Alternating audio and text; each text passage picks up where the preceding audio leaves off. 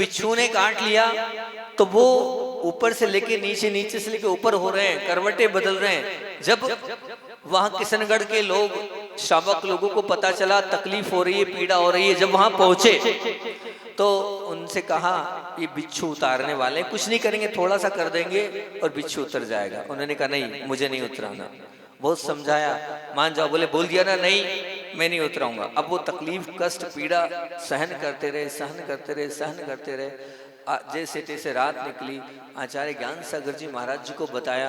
आचार्य ज्ञान सागर जी ने कुछ नहीं बोला, बोले हम बोल रहे हैं बिच्छू जो है, एक बात ध्यान रखना, सांप का मारा जो है ना वो तो तुरंत के तुरंत स्वाह हो जाता है, लेकिन बिच्छू का डंक जो है वो ऐसा रहता है कि वो उछालता है व्यक्ति को, ऊपर से लेकर नीचे तक व्यक्ति उछलता है। अब समझना वो कैसी पीड़ा होगी, वो कैसा कष्ट होगा, किस प्रकार से उस पीड़ा को और कष्ट को सहन कर रहे होंगे।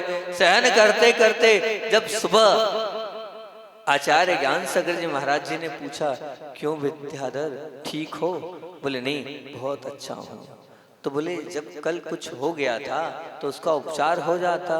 तो बोले नहीं, मुझे मुनि बनना है ना, और मुनि बनना है तो पर से सौ में आना है, और पर से सौ में आना है तो मुझे यही तो आजमाना था। ये शरीर अलग है और आत्मा अलग है। तो मैं अपने आप को यही बार बार दोहरा रहा था अपने समय सार की गाथाओं में, मुझे यही तो घुटी पिलाइए कि ये शरीर अलग है और आत्मा अलग है। मैं भेद विज्ञान की परीक्षा कर रहा था, मैं प्रैक्टिकल पेपर दे रहा था कि मैं भेद विज्ञानी हूँ कि नहीं, मैं शरीर और आत्मा को अलग अलग मानता हूँ कि नहीं। और मैंने प्रयास पूरा रात भर किया, और रात भर में मैंने प्रयास करते करते करते करते करते करते और आपको याद करते करते पूरी रात निकाल दी। आचार्य ज्ञान सागर जी ने कहा, सचमुच में ये क्या है, वास्तविकता में महान बनने वाला व्यक्तित्व है जो बिच्छू काटने के बावजूद भी क्या कह रहा है, स्व और पर की बात कर रहे हैं। और अगली बात कि गुरु के प्रति समर्पण का नाम दीक्षा है। गुरु के प्रति आप लोगों को अच्छा लग रहा है, नहीं लग रहा है? अच्छी बातें बता रहा हूँ, नहीं बता रहा हूँ, पर चेहरे से ऐसा लग रहा है कि शायद जल्दी महाराज जी बंद कर दे, ऐसा तो नहीं? तो गुरु के प्रति समर्पण का नाम दीक्षा है। तो ध्यान रखना, जो समर्पण पूज्य गुरुदेव ने अपने गुरु पे किया है वो शायद ही कोई कर पाएगा। क्यों बोल रहा हूं मैं ऐसा? मैं ऐसा इसलिए बोल रहा हूं कि जिन लोगों ने नजदीकी से आचार्य ज्ञान सागर जी महाराज जी की समाधि देखी होगी, उन लोगों का कहना यह था कि गर्मी का समय, आपको पता है ज्ञान सागर जी महाराज जी की समाधि कब हुई है? गर्मी में हुई है। कब हुई है? कब हुई पता है? नहीं पता। तपों में हुई है, जून में आचार्य ज्ञान सागर जी महाराज जी की समाधि हुई थी, ठीक है ना? तो अब उस गर्मी में समाधि थी और आचार्य ज्ञान सागर जी महाराज जी बाहर नहीं आ सकते थे, उन्हें कमरे में ही रहना पड़ता था। और राजस्थान में कमरे में अंदर रहना मतलब अपने आप में बहुत कठिन तपस्या है, और उस कठिन तपस्या में सब बाहर हो जाते थे, लेकिन आचार्य श्री रात भर उस गर्मी में उनके बाजू में ही रात्रि विश्राम करते थे, वहीं बैठते थे, वहीं रहते थे। ये कहना चाहिए कि गुरु के प्रति सच्चा समर्पण है कि वहाँ इतनी गर्मी को भी सहन करते हुए वहाँ पर अंदर उस कमरे में रहते थे। है ऐसा समर्पण? नहीं। हमें तो थोड़ी सी तकलीफ हो जाती है, हम तुरंत बाहर आ जाते हैं, पर उन्होंने उस गर्मी में भी अंदर रहकर, क्योंकि वो बाहर आ नहीं सकते थे और ये बाहर रह नहीं सकते थे, ये समर्पण कहलाता है। और समर्पण की बात आप देखना, हमारे आचार्य श्री जी जब जब भी कोई महा महोत्सव हुआ है, उस महा महोत्सव के अंत में क्या कहते हैं, ये सब किसने किया? आचार्य ज्ञान सागर जी महाराज जी ने किया। मेरा न था, ना मेरा है और ना मेरा होगा। कितना अभिमान को गलाकर उन्होंने सबका सब गुरु के प्रति समर्पित कर दिया। ध्यान रखना, जो गुरु के प्रति समर्पित होकर कह देता है उसका अभिमान अपने आप कम हो जाता है। उसे लगता नहीं कि मैंने किया, नहीं मैंने नहीं किया, गुरु और प्रभु की कृपा से हुआ है। ये आप मान के चलोगे तो आपका अभिमान दूर होता चला जाएगा। पूज्य गुरुदेव कहते थे कि जो अभिमान नहीं करता है, ध्यान रखना, उसका ऑरा बहुत पावरफुल होता है, उसकी ऊर्जा बहुत पावरफुल होती है। कौन? जो अभिमान नहीं करता है। और जो अभिमान से ग्रस्त है उसका ऑरा बहुत छोटा होता है।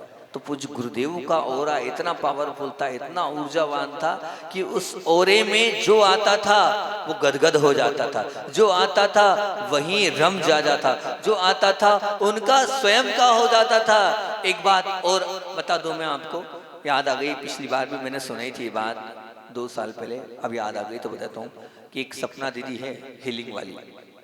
वो जो हीलिंग वाली है, हीलिंग करती है, सबको ठीक करती है कि अब आचार्य भगवान रामटेक में बहुत अस्वस्थ हुए।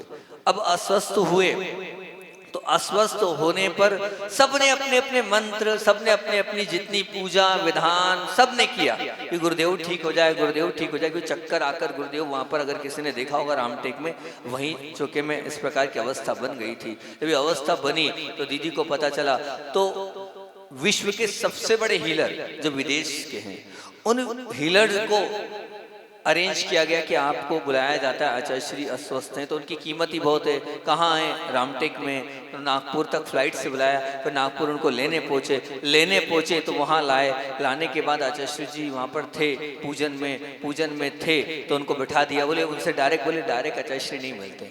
अब वो जितनी देर आचार्य श्री की पूजन चली वो वहाँ बैठे रहे, और जब वहाँ बैठे रहे तो हुआ ये, वो देख रहे थे, देखते जो भी उनको अनुभव हुआ, उन्होंने कहा मुझे आचार्य श्री से अकेले में चर्चा करनी है। तो बोले वो ऐसे अकेले में नहीं मिल पाएंगे आपसे, आपको जो करना वो कर लो। फिर उसके उन्होंने कहा अच्छा एक काम हाँ आपसे कर सकते हैं, वो भी जब गुरुदेव सामायिक में बैठ जाएं तो आपको हम दूर बिठा दे सकते हैं। और वो भी इसलिए बिठा दे सकते थे क्योंकि आपको मालूम रामटेक में पीछे गलियारे में आचार्य महाराज खुले में बैठते थे, तो कोई इतना कोई विकल्प नहीं था, हम पीछे हॉल में आपको बिठा देंगे। वो वहाँ बैठने के बाद उन्होंने जो भी किया, करने के बाद जब वो बाहर निकले तो मेरे ही कमरे में लाकर उनसे जब चर्चा हो रही थी, तो उनका चार्ज 1 लाख रुपए 1.5 लाख रुपए रहता है एक हीलिंग करने का, 1 लाख रुपए मिनिमम चार्ज रहता है, और उनको बहुत कीमत से बुलाया गया था।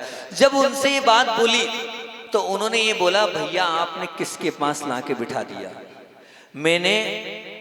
मैंने ऐसे लोगों के पास जाकर हीलिंग करी है, बड़े बड़े महात्माओं के पास गया हूँ, बड़े बड़े संतों के पास गया हूँ, लेकिन आज पहली बार मैंने अपना जो हीलिंग मतलब जो ओरा नापने का यंत्र था वो फेल हो गया है। उनका ओरा इतना बड़ा है कि मेरा हाथ भी मैं नहीं नाप पा रहा हूँ, इतना बड़ा ओरा मैंने किसी का नहीं देखा, और मैं इनके ओरे से प्रभावित होके और अपने खुद के चक्रों को जागृत करके जा रहा हूँ। मुझे ऐसा लगता है ये बहुत महान विभूति है, और ये महान विभूति नहीं है, ये तो चलते फिरते भगवान है, ये तो चलते फिरते भगवान है। हमें समझ में नहीं आ रहा है कि कहाँ यहाँ घूम रहे हैं भूमि गोचरी में। बोले नहीं, ये तो निश्चित रूप से गॉड है। उन्होंने शब्द ही बोला था, उनका शब्द आज भी मुझे याद है, ये गॉड है। क्या बोला था? ये तो गॉड हैं, ये यहाँ कैसे घूम रहे हैं। मैं बहुत सच में अभिभूत हूँ। उनसे कहा आपका जो चार्ज है बोलो लो। बोले काहे का चार्ज, मैं खुद चार्ज होके जा रहा हूँ, मुझे कोई चार्ज किया हो सकता नहीं है, पर एक निवेदन करके जा रहा हूँ। मैंने कहा हाँ बोलो क्या निवेदन है। मेरा निवेदन इतना ही है, अभी मैं बात नहीं कर पा रहा हूँ, लेकिन जब भी कहीं जहाँ पर फ्लाइट पहुँचती हो वहाँ ये कभी रहें तो मैं इनके और दर्शन करने आऊँगा। मैं बिजी जरूर रहता हूँ, लेकिन सच में मैं अंदर से प्रभावित हूँ। भोपाल चातुर्मास हुआ तो जैसे ही पता चला भोपाल फ्लाइट, तो भोपाल वो फ्लाइट्स आए थे, विदेश में रहते हैं, वहाँ से आए थे, दर्शन किए, और दर्शन करने के बाद बड़े ही अंदर से गदगद हुए, और तब भी ये बोल के गए थे कि सचमुच में ये चलते फिरते भगवान हैं।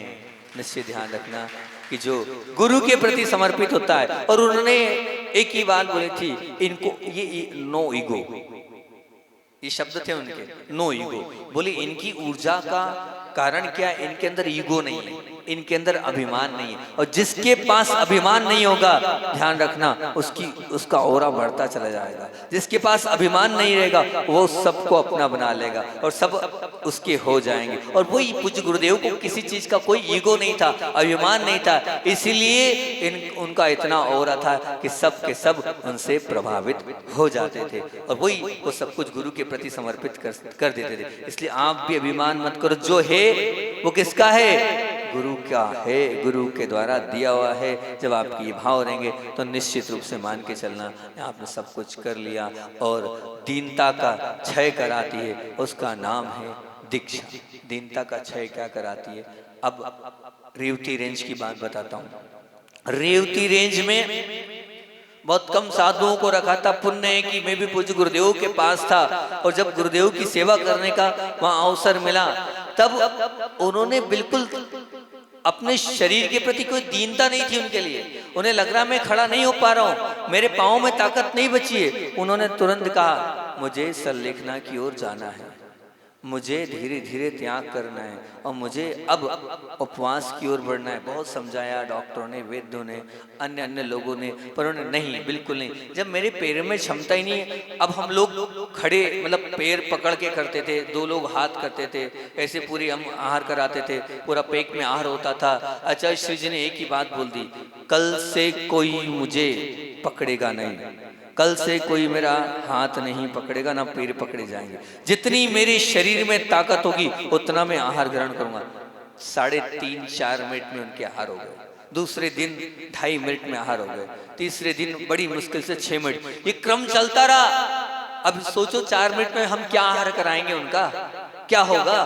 कोई पकड़ेगा नहीं, कोई छुएगा नहीं। वो तो पूरा मन बना चुके थे काय का कि मुझे सरलेखना लेना ही है, मुझे दीन, तुम लोगों बोले मैं दीन हूं, तुम लोग मुझे पकड़ोगे और फिर आहार कराओगे? नहीं, मुझे किसी के आगे घुटने नहीं टेकना है, मैं तैयार हूं पूरी तरीके से। 3 दिन हो गए, बिल्कुल मातम सा छा गया, अब क्या होगा? तब पूज्य ज्ञान सागर जी महाराज जी को बार बार याद किया था। और यहाँ तक कि चौथे दिन जब मैंने आचार्य जी से बात करी, तब उन्होंने मुझसे कहा कि दुर्लभ, तुम्हें ऐसा लगता है ना, सदा सुखदास जी की टीका पढ़ो, रत्नकर्ण श्रावकाचार्य की। और उन्होंने मुझे बताया ये प्रस्तावना और ये लाइनें पढ़ना, उसमें क्या लिखा है फिर बात करना। तुम लोगों को मोह नहीं करना चाहिए मुझसे, समाधि की तैयारी कराना चाहिए, सरलेखना की तैयारी करना चाहिए। इस प्रकार की बात बोलोगे तो मैं ध्यान रखना, अकेला हो जाऊंगा, पर ये मोह की बात मत करो। वो हम लोगों को इस प्रकार समझा रहे। उन्होंने ब्रह्मचारी जी को बोला, इंदौर आश्रम से रत्नकर्ण श्रावकाचार्य आ गई, उन्होंने हमें दे दी, पढ़ और इसके हिसाब से समाधि कराना है तुम्हें। ये शब्द थे गुरुदेव के। अब हमसे कहे जा रहे हैं, हम छोटे छोटे, वो हमसे कह रहे समाधि कराओ, कहाँ से होगा? पर विशुद्धि थी। रात भर, जिस दिन वो पुस्तक मेरे हाथ में मिली थी, मैंने रात भर माला फेरी और रात भर रोता रहा मैं, ऐसा नहीं होना चाहिए। और योग संयोग की बात है, पुण्य की बात है कि एक मनावर से शांतिलाल जी हैं, वो एक हैं डॉक्टर हैं, वैद्य हैं, जो नसों के डॉक्टर, वो आ गए और वो आए और उन्होंने गारंटी ली, आप मना नहीं है, आप मुझे मौका दो, शरीर को छूने दो, मैं आपको दूसरे दिन ठीक कर दूंगा, आपका समय बढ़ दूंगा। और सच में क्या चमत्कार हुआ। वो आए, उन्होंने जो भी अपनी थेरेपी करते थे वो हाथ से धीरे बोले, आपको दिन में आधा घंटा 3 बार देना होगा। दिया, और देने के बाद धीरे धीरे ठीक होते चले गए। पर उन्होंने ठीक होते चले गए, उसके बाद ठीक हुए, उसके